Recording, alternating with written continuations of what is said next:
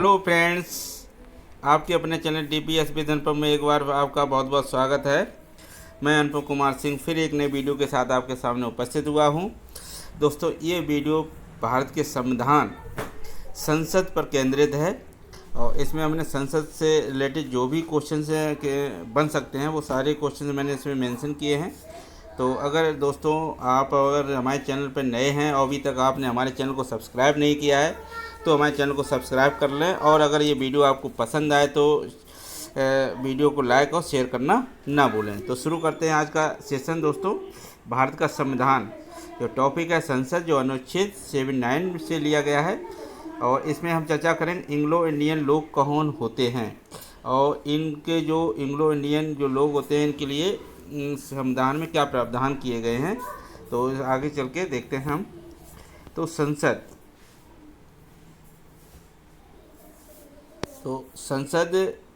आप देखिए, एक मिनट।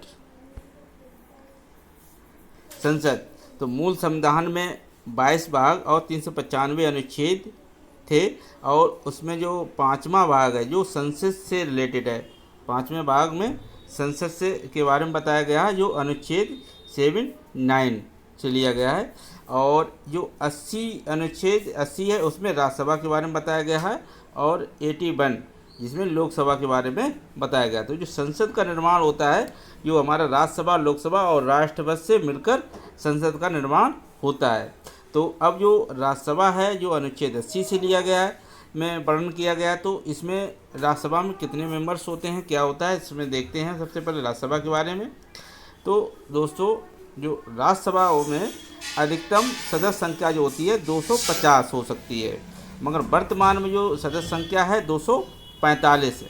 जो सदस्य संख्या वर्तमान में 245 है, और जो अधिकतम सदस्य संख्या 250 है, जिसमें कि 12 सदस्य मनोनीत किए जाते हैं और 248 निर्वाचित संख्या होती है, और जिसमें से राज्य में 229 सदस्य होते हैं और केंद्र शासित प्रदेश में 8।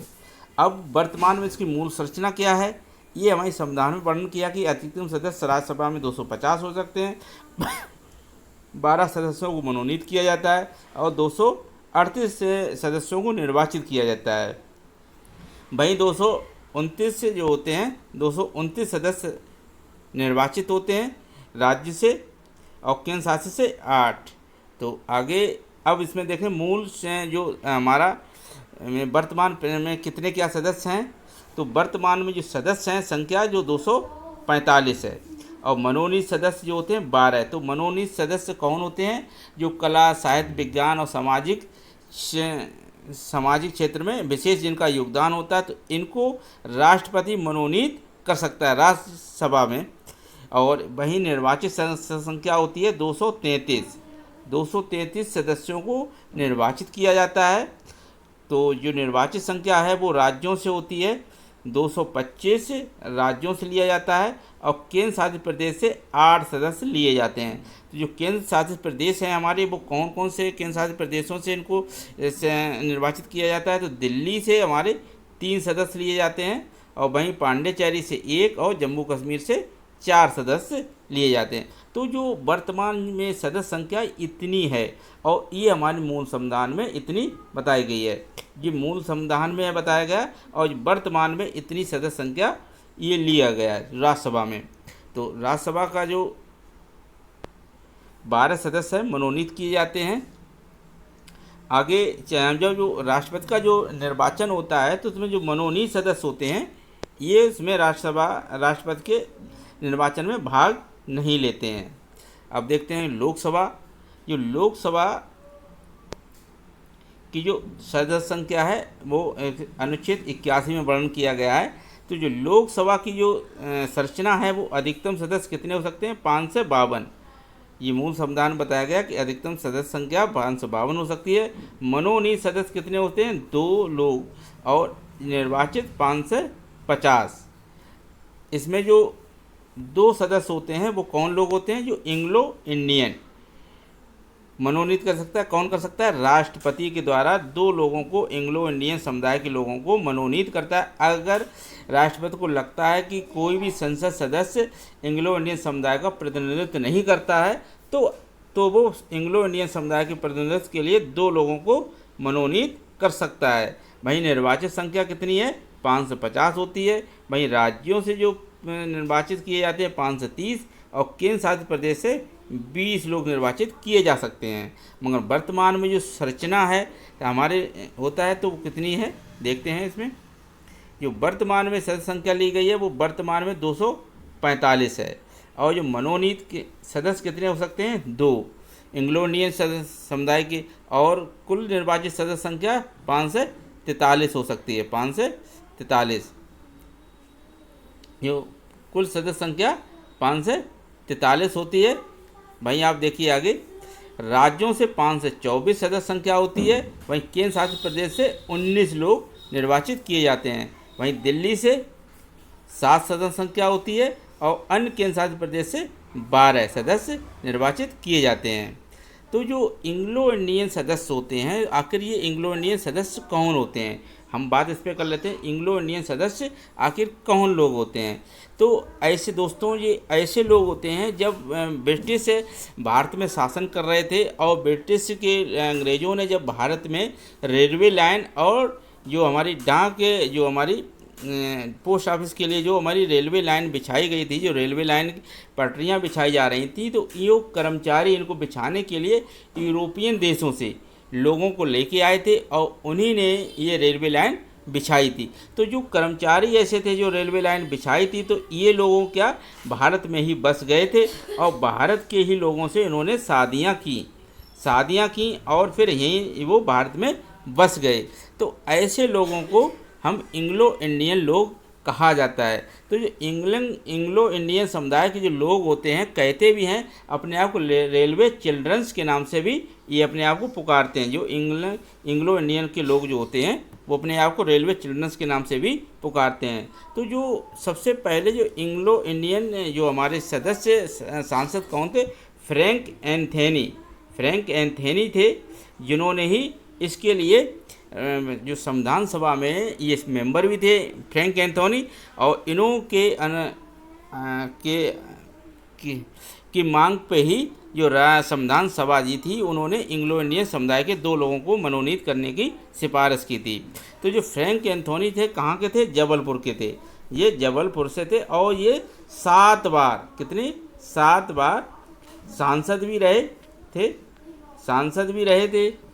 और फ्रैंक एंथोनी के मुताबिक, तो अब जो फ्रैंक एंथोनी जो एंग्लो इंडियन की सदस्य संख्या 2010 की जो 11 की जनगणना हुई है, 2011 की जनगणना में कहा जाता है कि जो एंग्लो इंडियन सदस्य हैं 296 लोग ही बचे हैं इस तरह से। पर ये विवाद का विषय है कि इसमें लोग इसकी संख्या को ज़्यादा भी बताते हैं, पर कहीं कहीं इसको 296।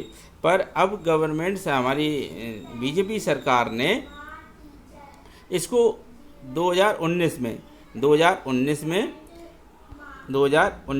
104 में संविधान संशोधन अधिनियम के तहत एंग्लो इंडियन जो मनोनीत सदस्य संख्या को ख़त्म कर दिया है। किससे? 104 संविधान संशोधन के द्वारा। तो जो अब कोई एंग्लो इंडियन सदस्य को मनोनीत नहीं किया जाएगा आगे। तो अब जो सदस्य संख्या जो है एक इतिहास बन गई है कि एंग्लो इंडियन सदस्यों को मनोनीत किया जाता था, तो इसको जो समाप्त कर दिया गया है वो 104 में संविधान संशोधन अधिनियम के द्वारा। तो जो अब समझ गए हैं दोस्तों कि एंग्लो इंडियन समुदाय के लोग कौन होते हैं और इनको क्यों मनोनीत किया जाता था। अब इनको ये जो मनोनीत करने की प्रक्रिया थी इनको समाप्त कर दिया गया है।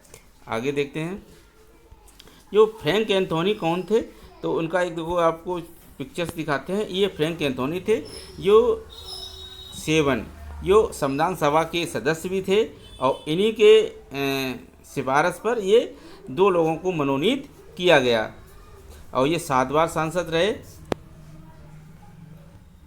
और अब जो वर्तमान में हमारी लोकसभा सदस्य संख्या कितनी है, किन किन राज्यों से कितने लोगों को चुना जाता है, तो वो हम एक नज़र डाल लेते हैं। जो आंध्र प्रदेश से जो लोकसभा सदस्यों की संख्या 24 दी गई है, वहीं असम से 14 है, बिहार से 39, छत्तीसगढ़ से 11, गुजरात से 26, हरियाणा से 10, झारखंड से 14, कर्नाटक से 28, केरल से 20, मध्य प्रदेश से 29 और महाराष्ट्र से 48, वहीं उड़ीसा से 21, पंजाब से 13 और राजस्थान से 25 संख्या, और उत्तर प्रदेश से सबसे ज़्यादा 80। अब आगे देखते हैं तमिलनाडु से 38, वहीं तेलंगाना से 17 और पश्चिमी बंगाल से 42, मणिपुर से 2 और गोवा से 2 और अरुणाचल प्रदेश से 2 सदस्य लिए जाते हैं। वहीं देखिए मेघालय से 2 और हिमाचल प्रदेश से 4, मिजोरम से 1, नागालैंड से 1, सिक्किम से 1 और त्रिपुरा से 2 और उत्तराखंड से 5 लोगों को चुना जाता है। वहीं केंद्र शासित प्रदेशों के नाम निर्वाचन क्षेत्रों की संख्या अंडमान निकोबार द्वीप से समूह से 1, चंडीगढ़ से 1 और दादर एवं नगर हवेली से 1, दमन-दीव से 1, जम्मू कश्मीर से 6, लक्षद्वीप से 1 और राष्ट्रीय राजधानी क्षेत्र से 7 लोगों को चुना जाता है। तो दोस्तों ये था आज का सेशन, और इसमें ये वीडियो आपको कैसा लगा? अगर आपको इसमें कोई कन्फ्यूजन हो रही हो तो मुझे कमेंट बॉक्स में ज़रूर करें। अगर वीडियो आपको पसंद आया हो तो हमारे चैनल को सब्सक्राइब ज़रूर करें और वीडियो को लाइक शेयर करना ना भूलें। तो दोस्तों आज के लिए बस इतना ही। जय हिंद दोस्तों।